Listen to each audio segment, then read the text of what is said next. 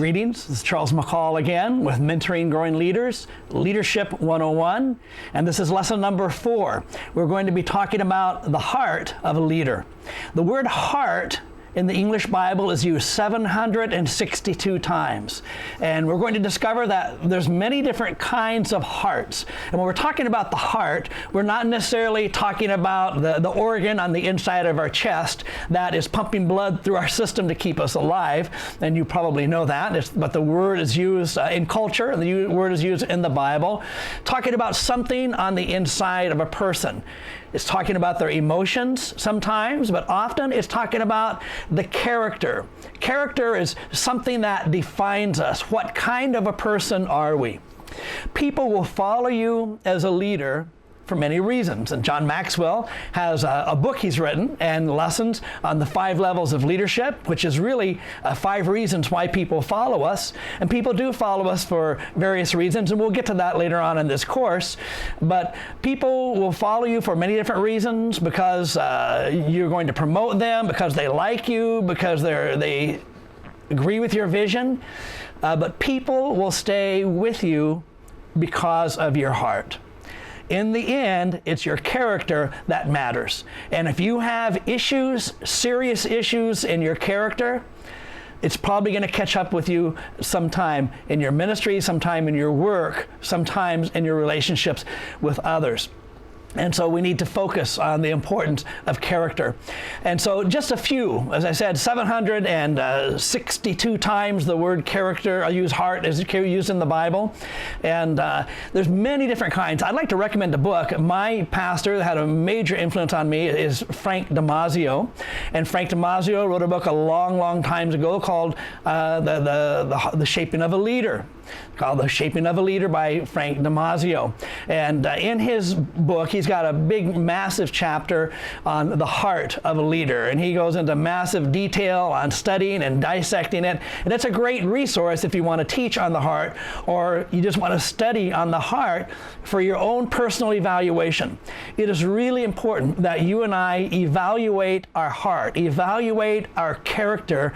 And it's very important for us to discover who we are. And so just a few of them that you'll see on the slides here. A broken heart is one kind of a heart. Some people have a broken heart. They're wounded, and that will affect how they do their work, how they respond, how they relate to other people. And there are many leaders that have broken hearts, and it affects their fruitfulness, and it affects their longevity. The humble heart is another heart, and it's great. Hopefully we all have a humble heart, because as you know, the opposite of a humble heart is a prideful heart, and most people don't like to hang around prideful people. So you need to ask yourself, are you just a confident person? Or do you have a proud heart? Or do you have a humble heart? A stubborn heart.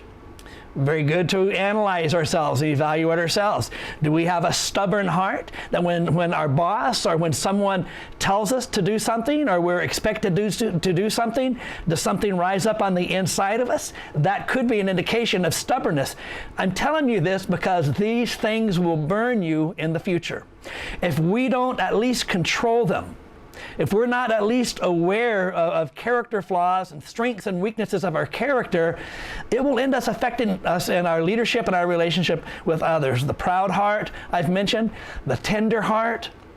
There's probably positives and negatives to all of these, but a tender heart, one is easily touched by the needs and the hurts and the wounds and the problems of others. There's the fearful heart. Some people have a fearful character. They're just afraid to step out. They're afraid to take a risk. They're afraid to delegate their job and responsibilities to others because of their personal identity or lack of personal identity. And so there's many reasons that people have a fearful heart, but it is a kind of a heart. It speaks to a kind of character in our lives. There's the loving heart, the generous heart, the pure heart. Lord, help us to have a pure heart. And then there's the compassionate heart. These are just a few of them out of many, many different kinds of hearts that are delineated in the Bible.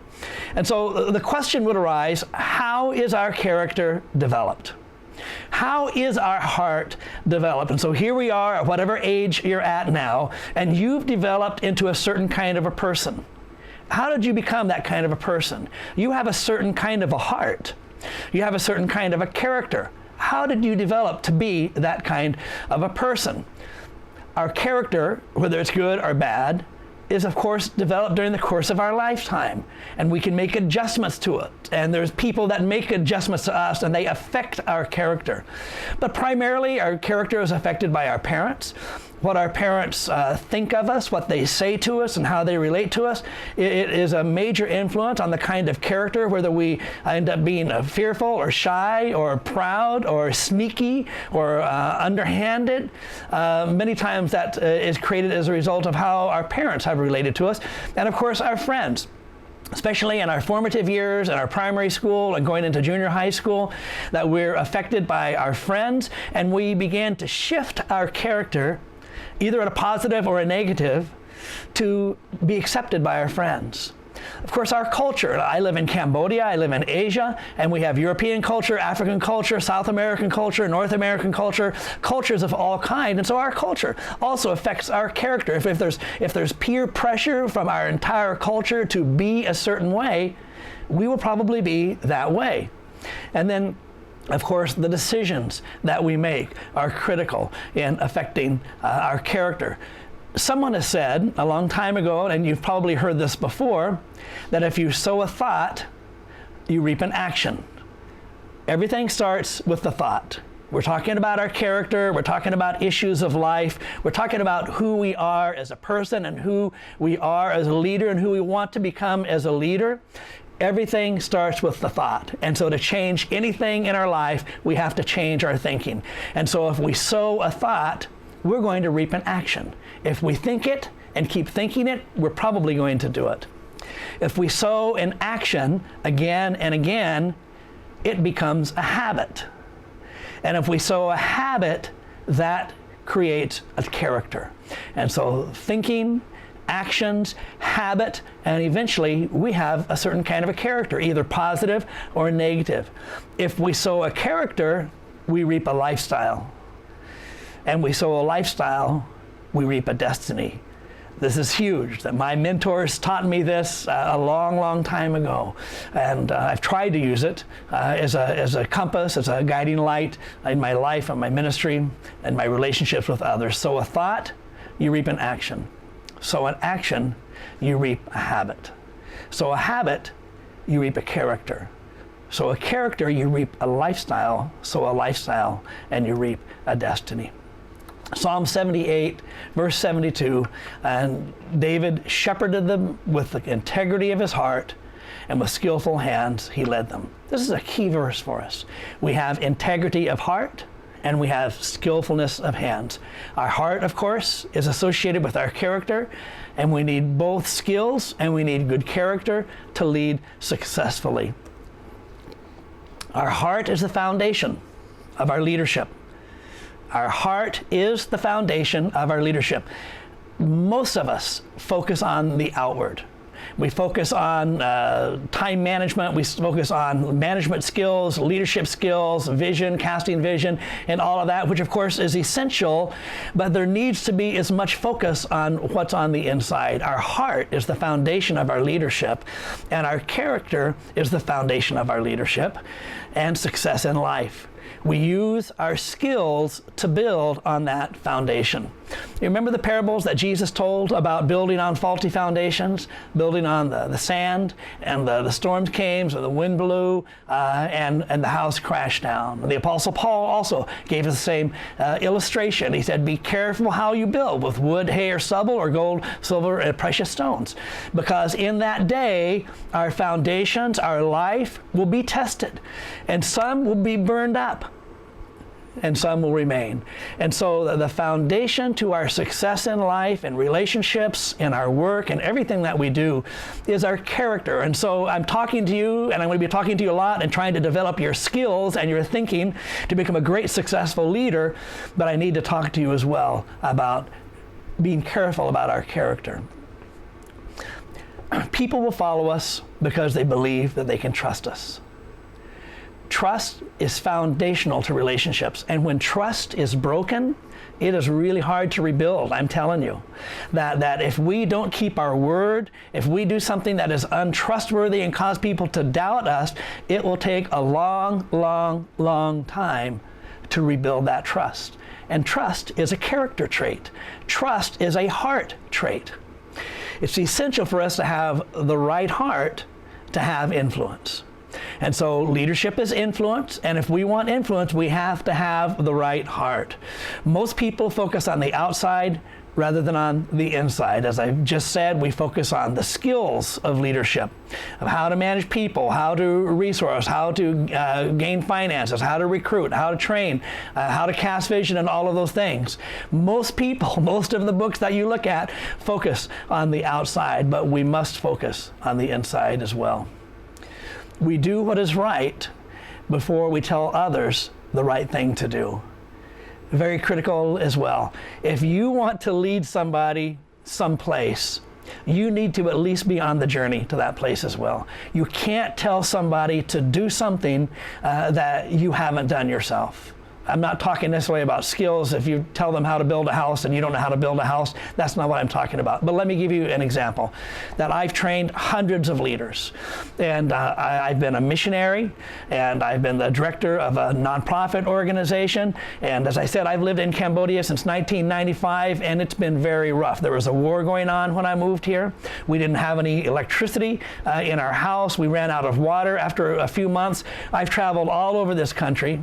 I've eaten every kind of food. I slept in every kind of environment. I've gone through multiple different kinds of situations, and most of them have been difficult. Very few of them have been easy until recent years as the country has been developed. I feel like I'm standing on a platform to be able to tell others, sacrifice your time. I feel that I'm standing on a platform to be able to tell others is that you need to go there and you need to do it no matter how difficult it is.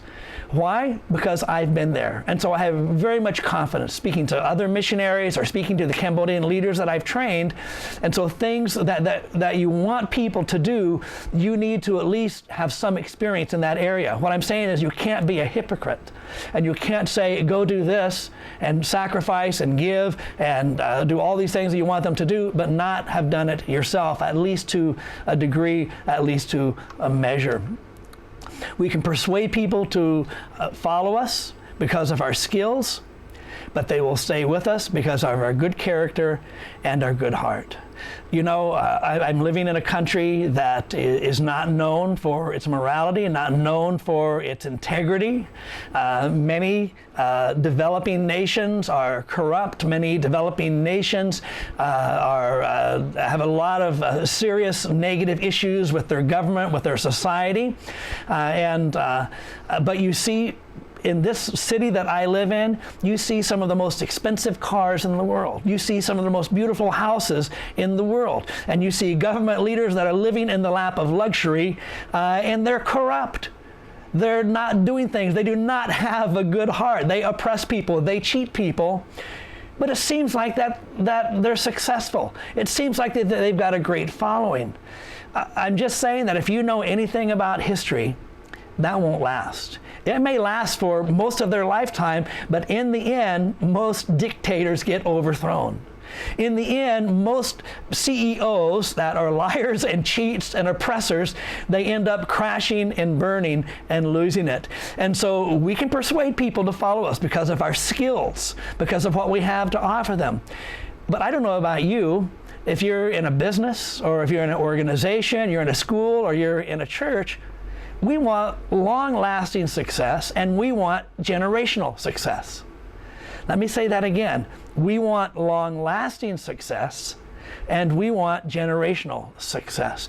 And so we want people to follow us, follow our vision, and follow where we feel like that God is leading us and the way that we are preparing to be a benefit and blessing to others. We want them to follow us into the future generations. And if we had bad character, we're going to lose them along the way. And so character is a foundational issue that we must build on. The number 6 point that I'm sharing with you that you've seen on the screen is a good heart is not a spiritual gift. Good heart is not a spiritual gift. Lord, Holy Spirit, give me a good heart. No, but we create a good heart by overcoming and making good the right decisions daily. We create a good heart. We can ask the Holy Spirit to help us, and He certainly will. We need the Holy Spirit. We need a higher power to help us. But a good heart comes as a result of making the right decisions, the hard decisions sometimes, on a daily basis. We reject temptation.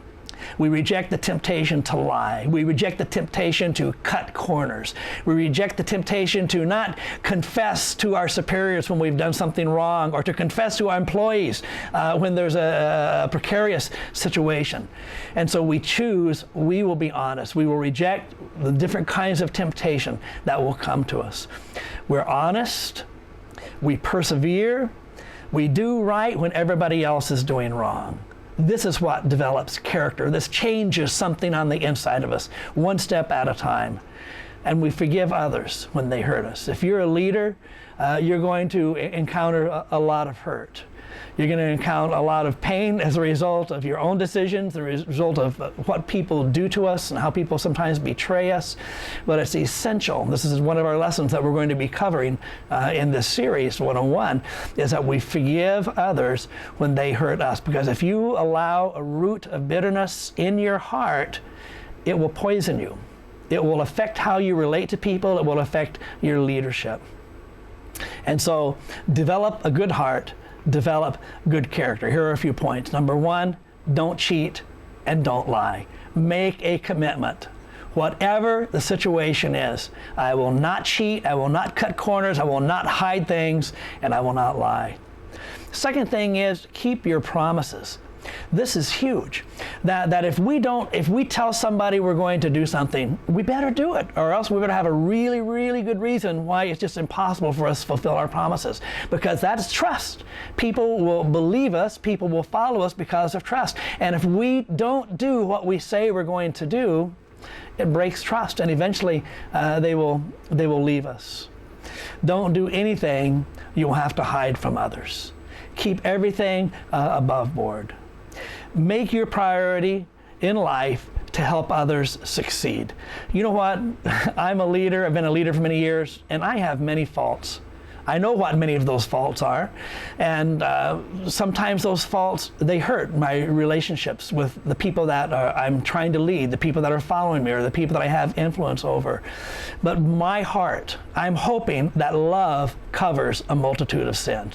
And my goal is to develop others and to help them succeed. And so I'm hoping that even though I may have some dark sides to me, even though I may have some weaknesses, that those that I'm trying to lead, they believe that I have their best interests at mind. So whoever is under you, if you're a CEO, if you're a department director, if you're a cell group leader, if you're the head over a particular ministry or a particular part of an organization, business, or school, or church, seek to help those that are following you succeed. Communicate that to them in every way. Communicate with your words, communicate with your time, communicate by providing resources to them. Number 5, be patient with people's weaknesses. You know, I think Jesus said that do unto others how you would have them do unto you. That's a very good word for us. Be patient with their weaknesses. I have weaknesses, and I know that you have weaknesses. And I am so grateful when people are patient with my weaknesses. Number 6, listen to the heart of others and try to understand. Again, this is huge. Try to understand others before you try to get them to understand you. If you show genuine interest in what they're saying. You know, someone said, I put a blog post up the other day from an article that I read, and they said, you know what? It seems like every time I go in and talk with my boss, he's looking at his computer or he's looking at his phone. He will not make eye contact with me. I get the feeling I'm not important to him. And so listen to the heart. Look into the eyes of those that you're working with and try to understand what they're talking about. Pay attention to them. Give value to them and what they're saying. It's important to them. And so I encourage you to try to understand their heart. Is that why are you saying this? Ask questions, positive questions. Number 7, be orderly in your environment and your life. This is a good character trait. Orderliness is a good character trait. Try to be orderly in how you dress and your workstation and your life. And number 8, show respect to others by being punctual. Again, when we show up late for an appointment, what we're saying is something else is more important than you. And so when we show up on time, actually all of the leaders that I've trained over the years, I've told them a leader doesn't show up on time. A leader comes early. The characteristic of a leader is he comes early. He sets the example that he wants others to follow. So we have a few questions for you. I'd like for you right now, if you would, to break into groups. If you're by yourself, you have these questions on your screen. You can write them down, or you may have the slides, or you may have printed the notes. And so I want you to give consideration to this if you're by yourself listening to this. If you're in small groups, break up into small groups, 2 or 3 only, please, in the small group, and just answer these questions. Who are some leaders you know that have good character? And what are some of those character qualities? What do you admire in them? What have you learned from them regarding their character, regarding their heart? And secondly, if you go back a couple slides, which of the 8 character qualities on the previous slides do you need to develop? Can you evaluate yourself? Maybe rate yourself from 1 to 5. 1, I'm not doing very good. And 5, I'm doing pretty good. Or just rate yourself, tick which ones that you have to improve on. Thank you for your time. Hope this has been useful to you. I believe that it has. We'll be moving on to the next lesson.